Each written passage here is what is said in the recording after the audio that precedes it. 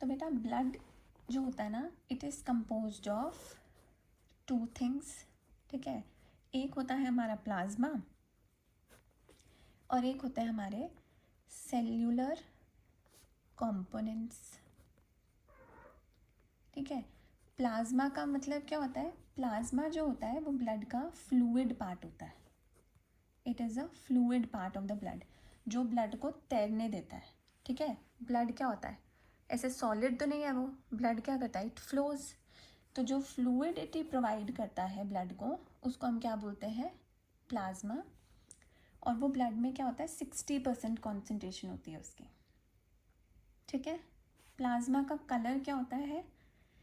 It is of light yellow colour, ठीक है। Colour क्या हुआ? Light yellow colour. और इसमें क्या क्या प्रेजेंट होता है? वाटर होता है, ठीक है।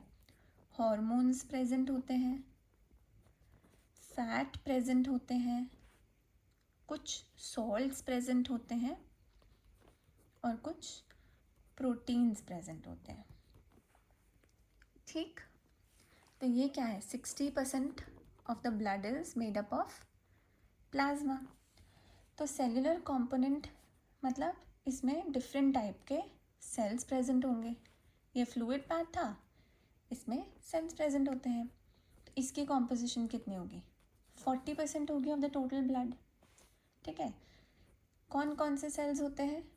Red blood cells, white blood sales और हमारे प्लेटलेट्स, ठीक है। मेजॉरिटी जो होती है ना, वो रेड ब्लड सेल्स की होती है, ठीक है। इसीलिए कलर क्या हो जाता है? रेड, ठीक है। तो अब रेड ब्लड सेल्स के बारे में हमने ये पढ़ा था कि हीमोग्लोबिन उसमें पिगमेंट होती है, जिसका आयरन ग्रुप होता है और प्रोटीन ग्रुप होता है।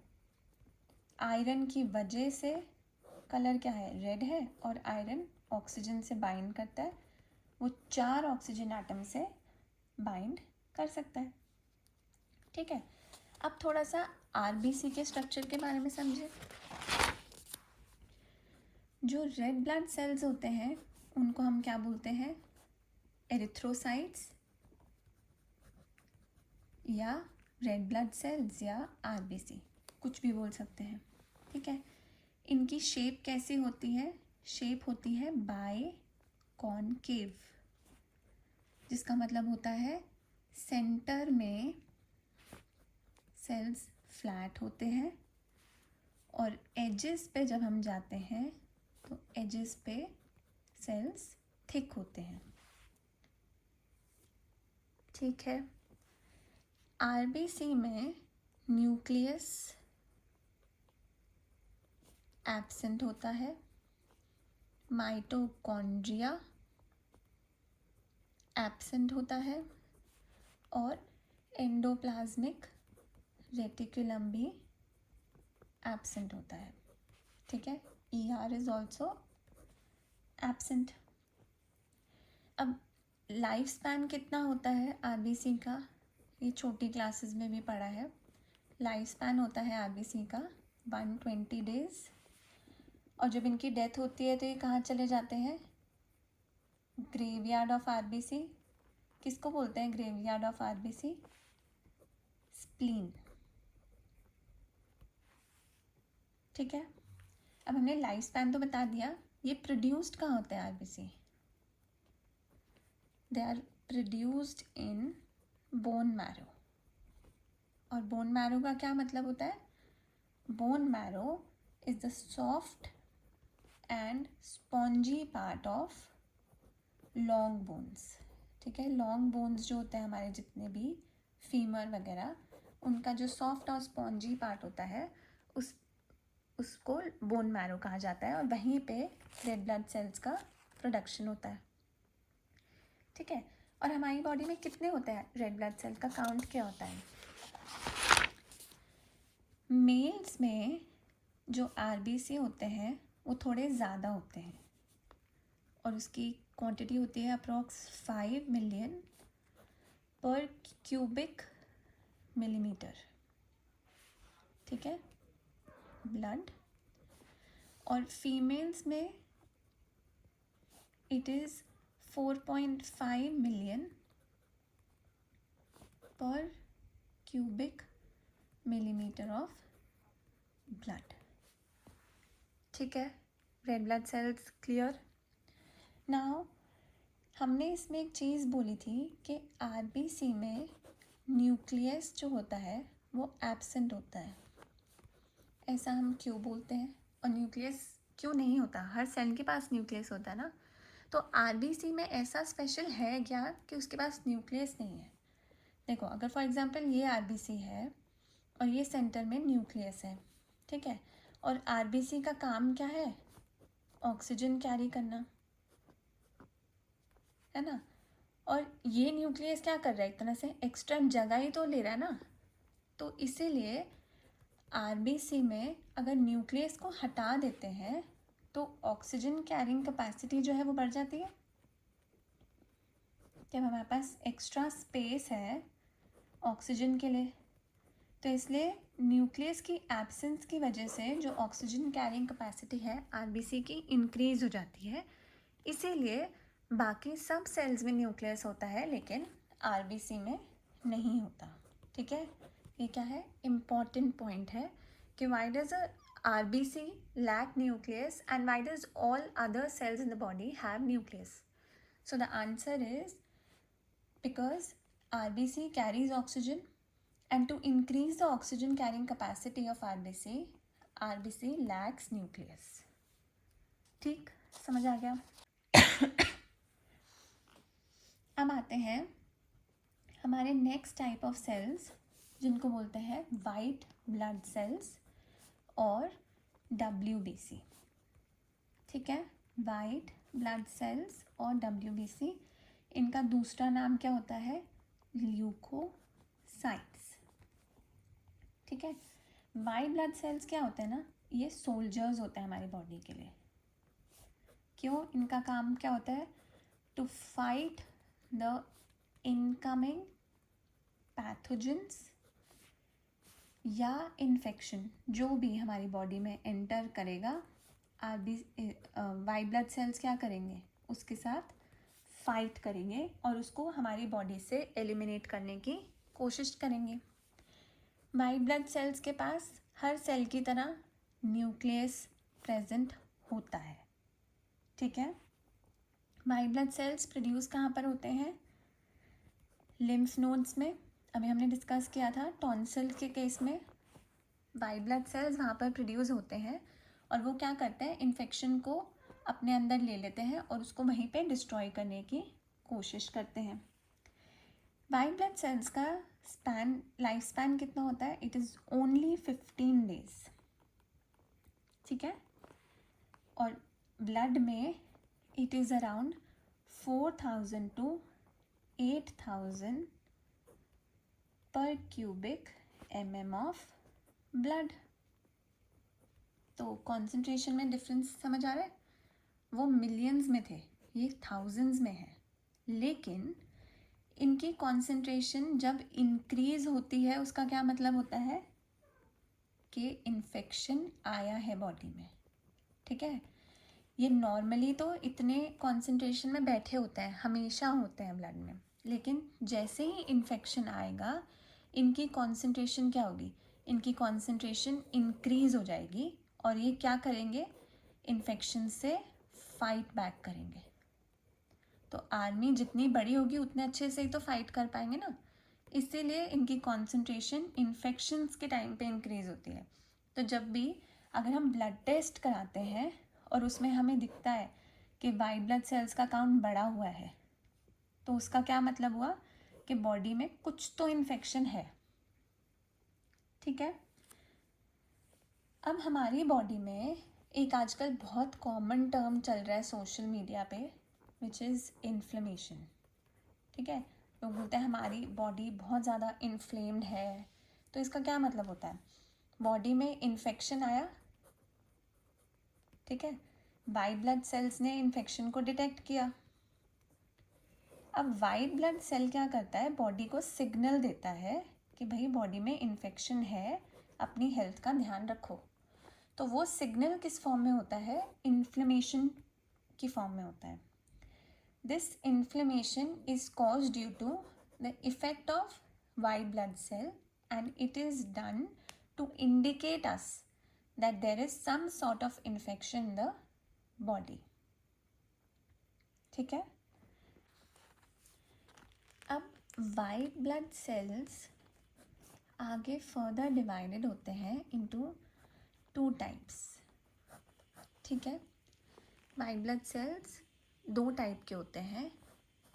एक को हम बोलते हैं ए ग्रैन्युलर और एक को हम बोलते हैं ग्रैन्युलर। ठीक है, इसका मतलब क्या होता है? ग्रैन्युलर का मतलब होता है ग्रैन्यूल लाइक सब्सटेंसेस, ग्रैन्यूल जैसे छोटे छोटे पार्टिकल्स होते हैं जो कहाँ पर प्लेस्ड होते हैं? In cytoplasm.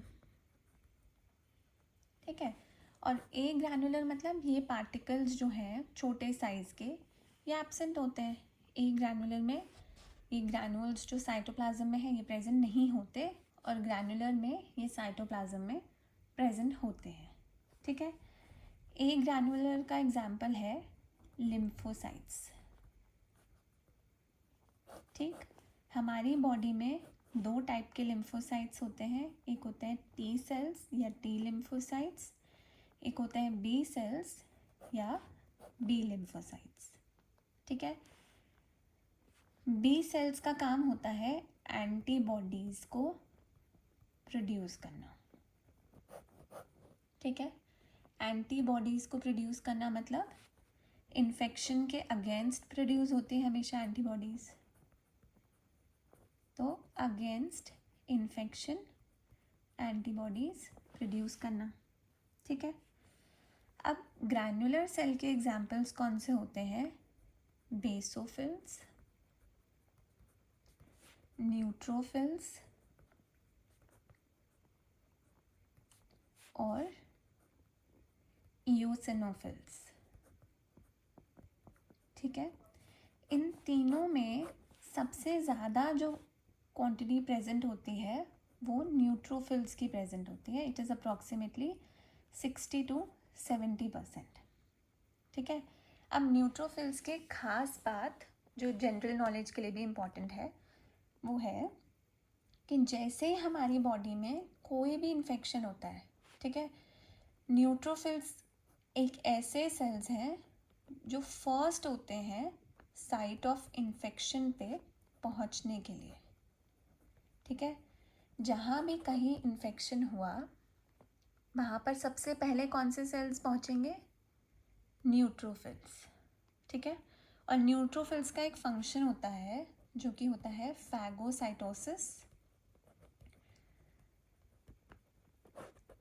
ठीक है, न्यूट्रोफिल्स फर्स्ट साइट सबसे पहले साइट ऑफ इन्फेक्शन पर पहुंच के फैगोसाइटोसिस परफॉर्म करते हैं और ट्राई करते हैं कि यही एक 1 मैन आर्मी के जैसे अकेले ही पूरा इन्फेक्शन ख़त्म कर दें। ठीक है, लेकिन जब ये अकेले हैंडल नहीं कर पाते, जब इंटेंसिटी ऑफ इन्फेक्शन बहुत ज़्यादा होती है, तो ये क्या करते हैं? ये सिग्नल करते हैं कि बाकी सब लोग भी अपनी पूरी आर्मी लेके आ जाओ और यहाँ पर हम इस इन्फेक्शन से लड़ाई करते हैं। ठीक है, समझ आया? अब हमने पढ़ा कि वाइट ब्लड सेल्स और रेड ब्लड सेल्स 2 टाइप के हमारे सेल्स कंप्लीट हो गए, लेकिन ब्लड में एक और टाइप के सेल्स थे जिनका नाम था प्लेटलेट्स। ठीक है, प्लेटलेट्स का क्या काम होता है? Platelets help in blood clotting. ठीक है, तो हमें क्या ब्लड क्लॉटिंग 24/7 चाहिए होती है कि हमारा ब्लड क्लॉट हो 24/7? नहीं, हमें तो ब्लड हमारा जो नॉर्मल फ्लूइड स्टेट में चल रहा है हमें वही चाहिए, पर हमें कभी कभी ब्लड क्लॉटिंग की रिक्वायरमेंट होती है। ठीक है, अब ये प्लेटलेट्स भी आरबीसी की तरह इनके अंदर न्यूक्लियस नहीं प्रेजेंट होता। They lack nucleus and their life span is 3 to 5 days only. ठीक है। अब प्लेटलेट्स की ज़रूरत कहाँ पर होती है? हमें ब्लड क्लॉट पूरे टाइम तो करना नहीं है, तो ब्लड क्लॉटिंग की रिक्वायरमेंट कहाँ पर होती है? In case of any injury, ठीक है। फॉर एग्जांपल हमारी बॉडी में कहीं पे कट लग गया है, ठीक है, तो उस कट से क्या होगा? ब्लड निकलता जाएगा, ठीक है। ब्लड क्या है? फ्लूइड है, तो वो उस कट के थ्रू एस्केप करने की कोशिश करेगा। और अगर ये ब्लड कंटिन्यूसली एस्केप करता रहता है तो क्या होता है? ब्लड का कॉन्सेंट्रेशन कम होता रहेगा और विच में lead to death. It is not only in the case of cut, पर जैसे एक्सीडेंट हुआ या कुछ भी हुआ तो ब्लड हमारी बॉडी से बाहर निकलता जाएगा, ठीक है। तो इस केस में क्या होता है? जैसे ही कोई इंजरी या कोई कट हुआ तो प्लेटलेट्स एक्टिवेट होते हैं, ठीक है। प्लेटलेट्स क्या करेंगे?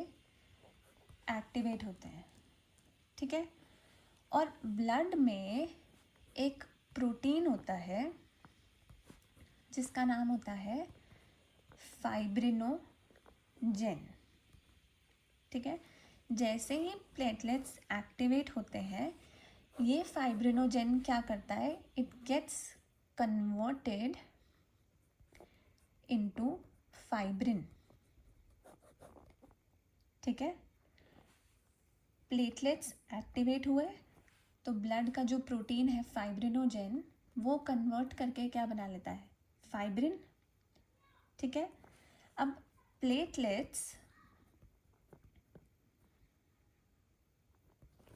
और फाइब्रिन ये दोनों आपस में कंबाइन करते हैं और बनाते हैं फाइबर्स, ठीक है। ये क्या होता है? फाइबर्स क्या होता है? एक वेब लाइक स्ट्रक्चर बना लेते हैं ये, ठीक है। इस वेब लाइक स्ट्रक्चर में ऐसे होता है, बहुत सारी फाइबर्स ऐसे हॉरिजॉन्टली, बहुत सारी वर्टिकली, बहुत सारी ऐसे डायगनली, ऐसे क्या बना? वेब लाइक स्ट्रक्चर बन गया।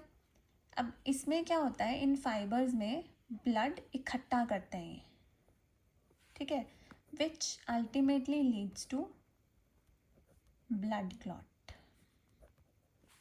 ठीक है। जिसकी वजह से क्या होता है? ब्लड क्लॉट करना स्टार्ट कर देता है। और जब ब्लड क्लॉट करेगा तो ये इंजरी या कट पे क्या हो जाएगा? इससे ऊपर से ब्लड क्लॉट हो गया, तो मतलब अब ब्लड हमारी बॉडी में से एस्केप नहीं हो पाएगा, ठीक है। समझ आया प्लेटलेट्स का फंक्शन? अब हमने 3 टाइप के सेल्स पढ़े ब्लड में, red blood cells, white blood sales और प्लेटलेट्स, ठीक है। एक ये बहुत इंपॉर्टेंट क्वेश्चन आता है जनरली एग्जाम्स में कि साइज़ के बेसिस पे हम इन तीनों सेल्स के बारे में क्या बता सकते हैं? साइज़ के बेसिस पे सबसे लार्जेस्ट होते हैं हमारे वाइट ब्लड सेल्स, उसके बाद रेड ब्लड सेल्स और उसके बाद हमारे प्लेटलेट्स, ठीक। समझ आया? ठीक है। अब अगली वीडियो में पहले हम समझेंगे ब्लड ग्रुप्स के बारे में और फिर हम बात करेंगे हमारे ह्यूमन सर्कुलेटरी सिस्टम पे, ठीक है। तो मिलते हैं नेक्स्ट वीडियो में। Till then study well.